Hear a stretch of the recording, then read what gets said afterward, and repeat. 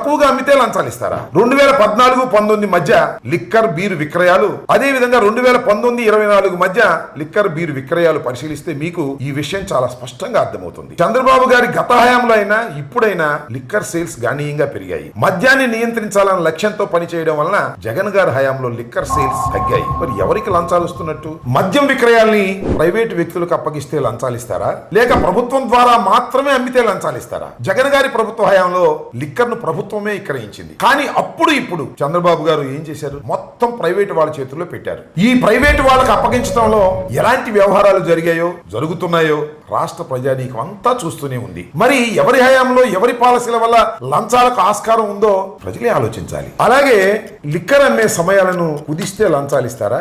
గతంలోనూ ఇప్పటిలా వేళాపలా లేకుండా అమ్మితే లంచాలు ఇస్తారా? ఇది కూడా ఆలోచించాలి. అంతేకాదు లిక్కర్ అమ్మే షాపులను పెంచితే లంచాలు ఇస్తారా, లేక షాపులను తగ్గిస్తే లంచాలు ఇస్తారా? అలాగే షాపులకు తోడు పర్మిట్ రూములు, వాటికి తోడు బెల్ట్ షాపులు పెడితే లంచాలు ఇస్తారా, లేక బెల్ట్ షాపులు తీసేసి పర్మిట్ రూములను రద్దు చేస్తే లంచాలు ఇస్తారా? చంద్రబాబు గారి గత పాలనలో ఉన్న దుకాణాలను జగన్ గారు గణనీయంగా తగ్గించారు. 2014-19 మధ్య రాష్ట్రంలో ఉన్న దుకాణాల సంఖ్య అక్షరాల 4380. వాటి సంఖ్యను వైఎస్ఆర్సీపీ ప్రభుత్వం 2934కు తగ్గించింది. అంటే 33% షాపులను జగన్ గారు తీసేశారు. అంతేకాదు ఈ షాపులకు అనుబంధంగా ఉన్న 4380 పర్మిట్ రూములను కూడా రద్దు చేశారు. అలాగే లిక్కర్ షాపులకు అనుబంధంగా గతంలో ఉన్న 43,000 బెల్ట్ షాపులను ఎత్తేశారు. మద్యం బాటిల్ పై ఎంఆర్పి కంటే 10 నుంచి 25 రూపాయల వరకు అధిక ధరకు విక్రయించి ఆ డబ్బుని కింది నుంచి పై దాకా పంచుకుని